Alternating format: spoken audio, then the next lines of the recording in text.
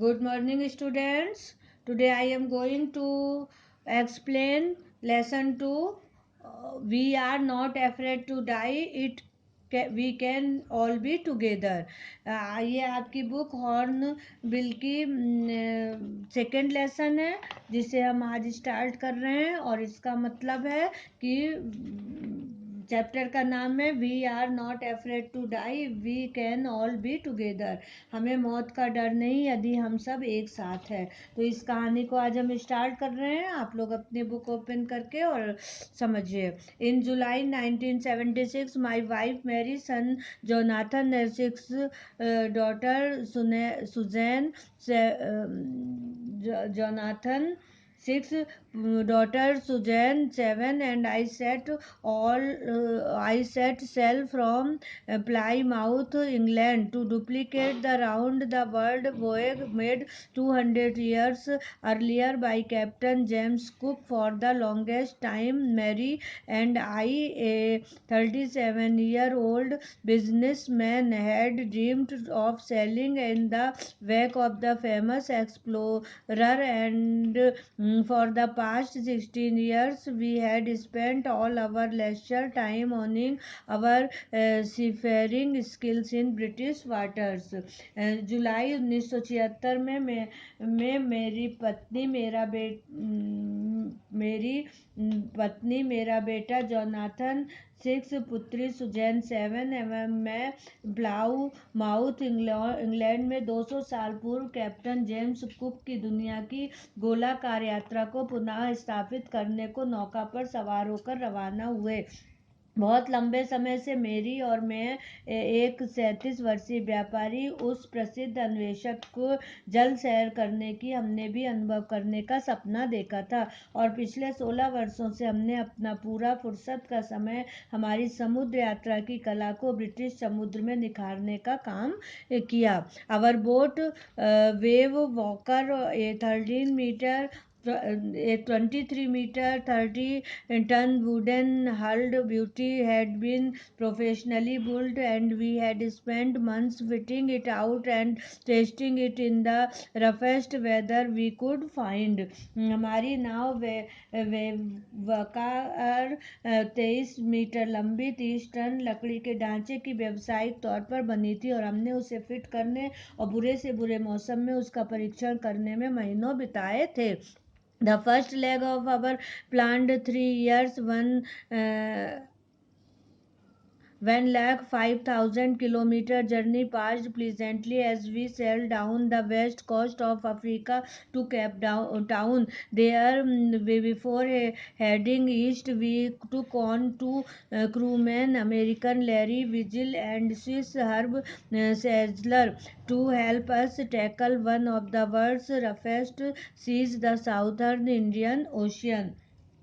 हमारी 3 वर्ष की 1,05,000 किलोमीटर की यात्रा का प्रथम भाग बड़े मज़े से गुजरा जब हमने अफ्रीका के पश्चिमी तट से केप टाउन की नौका यात्रा की। वहां पूर्व की ओर जाने से पूर्व हमने अपने दो जहाज पर काम करने वाले अमेरिकी लैरी विजिल और स्विस नागरिक हर्ब सैगलर को लिया, ताकि हम दुनिया के बुरे से बुरे समुद्र से सामना करने में हमारी मदद करें। यह भाग था दक्षिणी हिंद महासागर का। On our second day out of Cape Town, we began to encounter strong gales. For the next few weeks, they blew continuously. Gales did not worry me, but the size of the waves was alarming, up to 15 meters, as high as our main mast. December Cape Town से बाहर हमारे दूसरे दिन हमें तीव्र झंझावत का सामना करना पड़ा। अगले कुछ सप्ताह वे निरंतर बहती रही। मुझे तीव्र हवा के झोंके चिंतित नहीं कर रहे थे, किंतु लहरों का आकार बहुत ही खतरनाक था, 15 मीटर तक, उतना जितना कि हमारा मुख्य मस्तूल था. December 25 found us 3,500 kilometers east of Cape Town. Despite atrocious weather, we had a wonderful holiday, complete with a Christmas tree. Now, New Year's Day saw no improvement in the weather, but we reasoned that it had to change soon, and it did change for the worse. 25 दिसंबर ने हमें Cape Town के पूर्व में 3500 kilometre पाया. हमें अद्भुत अवकाश एक क्रिसमस वृक्ष के साथ मिला. न वर्ष के दिन मौसम में कोई परिवर्तन नहीं आया, किंतु हमने विमर्श किया कि वह शीघ्र बदलने वाला है, और वह अवश्य बदला दुष्टर अवस्था के लिए. At dawn on January 2, the waves were gigantic.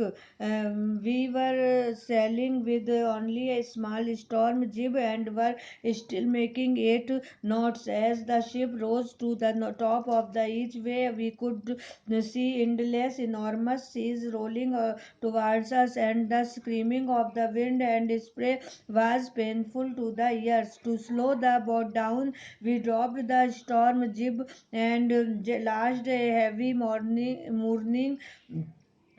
mooring rope in a loop across the stem. Then we double lashed everything, went through our life raft drill, attached lifeliness, doomed oil kins and life jackets, and waited.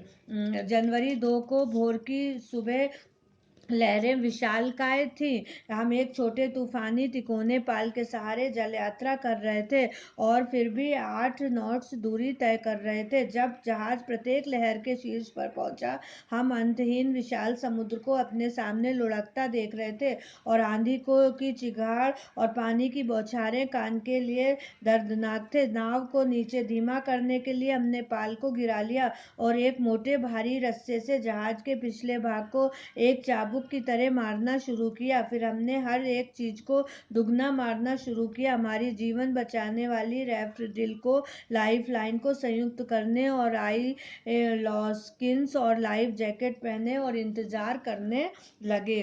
अब इसके आगे next video में. Okay.